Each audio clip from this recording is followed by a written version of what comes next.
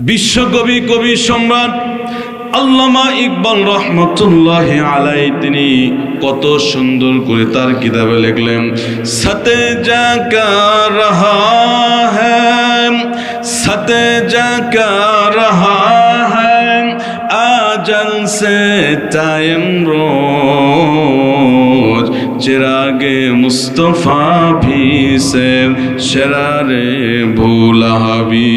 চিল্লায় বলুন মারহাবা। আজ থেকে ১৫০০ পূর্বের কথা বলছি।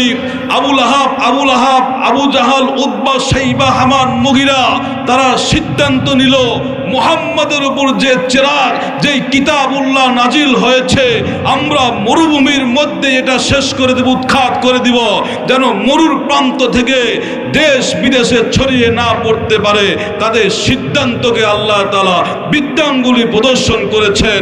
তাদের সিদ্ধান্তকে ক্যান্সেল করে আল্লাহ বলেন, এই কোরআন আমি নাজিল করেছি, এটা ছিল, আছে, কিয়ামত পর্যন্ত আমি কোরআনকে হেফাজত করব। চিল্লায় বলুন আল্লাহু আকবার। আমি তো আল্লাহ রাব্বুল আলামিনের সেই খানায় কাবা দরজা ধরে প্রায় 1 ঘন্টা কাঁদছি শিশু বাচ্চার মতো।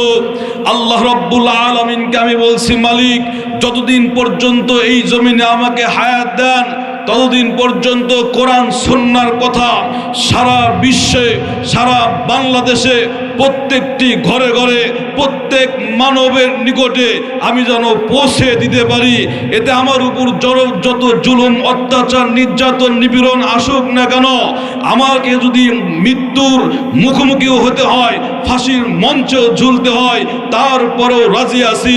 কিন্তু কোনো বামপন্থী বাতিলের কাছে মাথা নত করব না। কারা কারা রাজি? 2 হাত তুলে আল্লাহকে দেখান।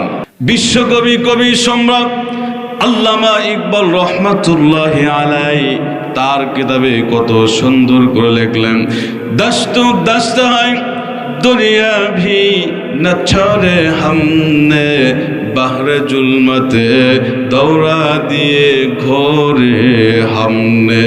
চিল্লায় বলুন মারহাবা।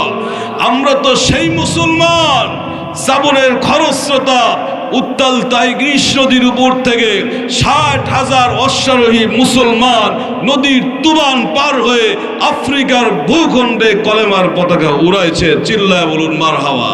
লতা গাছে কে দিল রে এত বড় কধু, কার আদেশে মৌমাছিরা মৌচাকে দেয় মধু। শিমুল গাছে কে দিল রে নরম নরম তুলা, কার আদেশে চৈত্র মাসে জমিন মাঠে ধুলা। চিল্লায় বলুন মারহাবা।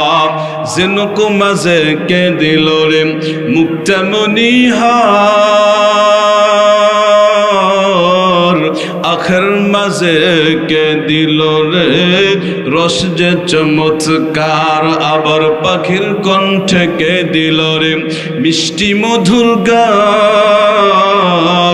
হিসাব করে দেখি সব মহান আল্লাহ তাআলার দান। কোনটা হক কোনটা বাতিল? গেলাম আপনার দেওয়ানবাগ। কোথায় বলেন তো? এ মন খারাপ করতেছেন? বুঝান লাগবে তো আপনাদের। হ্যাঁ, খালি তাফসির করলে ওয়াজ আসবে না, বোঝেন না? গেলাম দেওয়ানবাগ, গেলাম রাজারবাগ, কুতুববাগ, লালবাগ, 8 রশি। কত রশি? 8 রশির লোক আছেন নাকি? হাত তোলেন তো দেখি। নাই? আল্লাহ বাঁচাইছে, বলেন আমিন। তো গেলাম চরমোনাই, সরসিনা, উজানি, কুষ্টিয়ার লালন শাহ, মহস্তানের শাহ সুলতান রহমাতুল্লাহ আলাই মাজার, শাহজালাল, শাহপরান, শাহ মাকদুম, চাপাই। তারপরেও তৃপ্তি হলো না। গেলাম ভারতে, ফুরফুরা শরীফে, প্রতাপপুর দরবার শরীফ, পূর্ব মেদিনীপুর, গেলাম বসিরহাট। যতগুলা মাজার আছে সব জিয়ারত করছি। সুবহানাল্লাহ বলবেন না? জিয়ারত করার উদ্দেশ্য একটাই, দেখছি যে কোনটা বাতিল কোনটা হক, যেটা নেওয়ার মতো কোরআন সুন্নাহর সাথে মিল আছে ওটা আমি গ্রহণ করছি, এখন আমল করি।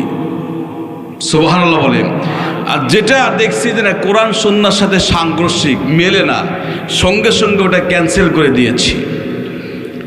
তো দেখেন শাহজালাল রহমতুল্লাহ আলাইহির মাজার শরীফ যখন জিয়ারত করলাম, এত মানুষ, এত ভিড়, মনে হলো যে ঠিক আছে রাতের গভীরে একবার ঢুকবো, মসজিদে তাহাজ্জুদ পড়বো। তো এই নিয়তের ঘেটে গেছি, দেখি যে আপনার 2 ডেকসা তবরক নিয়ে যাচ্ছে। কত? 2 ডেকসা তবরক। তো মনে খাহেজ জাগলো, একটু তাবরক খায়, এখানকার তাবরক নাকি পবিত্র। কি বলেন তো? পবিত্র। এই নিয়তে একটু তাবরক খাবো। কিন্তু তাবরক দেওয়ার সময় দেখি বাপরে বাপ, এত বাবা, চট বাবা, সালা বাবা, জট বাবা, মোষ বাবা, গাজা বাবা, এত বাবা। মায়ের সংখ্যা কম, বাবার সংখ্যায় বেশি। বলেন নাউজুবিল্লাহ মিন যালিক। এই সমস্ত বাবা দেখেন, এদের সামনে কি যাওয়া যায়? কি দুর্গন্ধ!